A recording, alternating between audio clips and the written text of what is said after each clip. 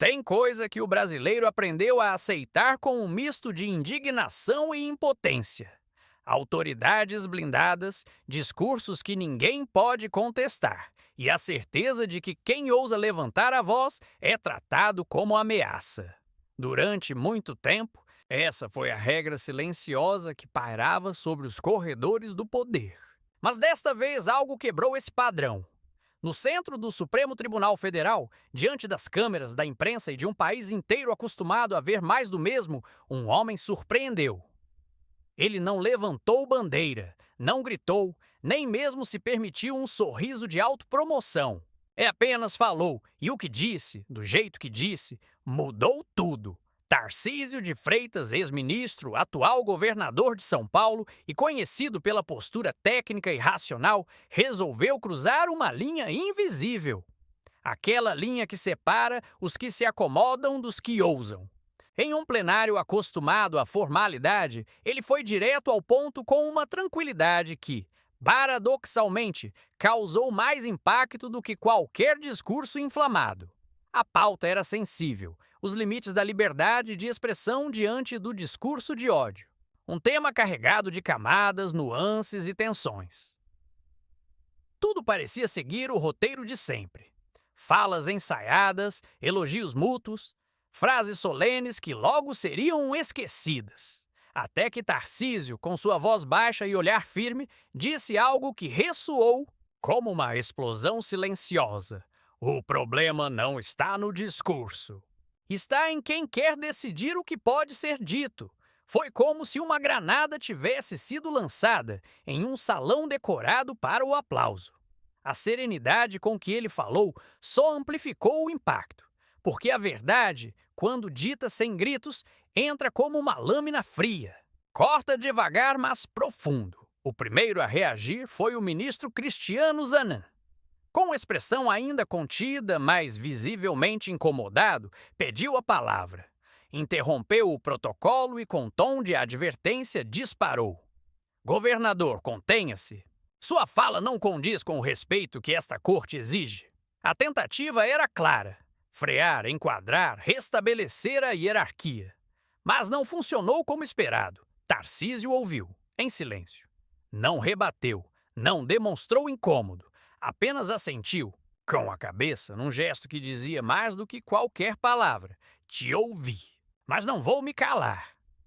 Ali, naquele instante, ele não parecia um político acuado.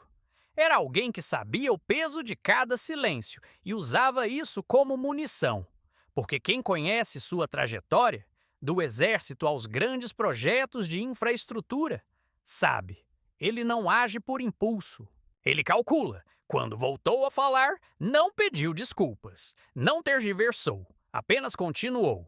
E foi ali que começou a verdadeira aula, uma aula de serenidade, inteligência e coragem. Tarcísio começou a expor decisões judiciais controversas, citando nomes, datas, documentos, tudo baseado em fatos, sem ataques pessoais. Relembrou o bloqueio de redes sociais de parlamentares feito sem contraditório. Citou casos de censura a deputados com base em interpretações subjetivas, tudo dito com a mesma voz serena, e justamente por isso, com um peso imenso. E então veio o corte mais preciso, a fala que tocou na ferida que ninguém ali queria que fosse mencionada. A relação entre o ministro Zanin e o presidente que o indicou. Tarcísio não acusou, apenas perguntou, com a precisão de quem sabe, exatamente onde tocar. Quando um presidente nomeia como ministro da Suprema Corte o próprio advogado de defesa, o que se espera da população? Confiança ou desconfiança? O plenário congelou. Não houve resposta. Zanin permaneceu em silêncio. Mas quem assistia percebeu. Aquele olhar havia mudado. O desconforto era visível, porque o que estava em jogo ali não era apenas uma divergência de opiniões. Era a exposição com frieza e lógica de uma estrutura que há muito se protege por trás da formalidade. Tarcísio não estava buscando aplausos, não queria vencer um debate, Sua fala era carregada de propósito. Representava milhões de brasileiros que já se sentiram calados, censurados ou rotulados simplesmente por pensarem diferente. E naquele momento, ele não falava apenas por si. Falava por todos que se sentem excluídos de uma discussão que deveria ser plural. E então, a frase final veio, sem gritar, sem alarde, mas com a força de um raio que corta o céu e deixa tudo em silêncio. O verdadeiro extremismo não está nas palavras duras. Está no medo que alguns têm delas. Foi o golpe mais preciso, porque não atacava diretamente uma pessoa, mas sim uma postura, um vício de poder. A frase ficou suspensa no ar, reverberando não apenas entre os ministros, mas pelas redes sociais, grupos de WhatsApp, rodas de conversa em todo o país. Ela virou manchete, virou viral, virou memória. E esse é o ponto. O que aconteceu ali não foi só um discurso. Foi um divisor de águas, a lembrança de que, mesmo diante do poder mais alto da República, ainda há espaço e necessidade para coragem.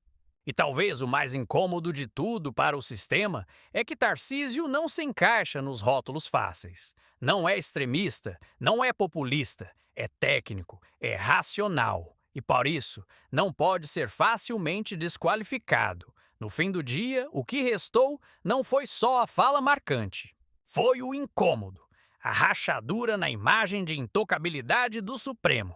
A sensação de que, pela primeira vez em muito tempo, alguém falou alto o bastante para ser ouvido, mas sem elevar o tom. E agora fica a pergunta: você, no lugar dele, teria abaixado a cabeça para não incomodar?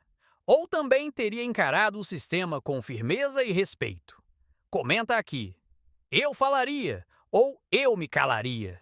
Porque o que está em jogo não é apenas quem tem razão, é quem tem coragem de dizer a verdade quando ninguém mais ousa.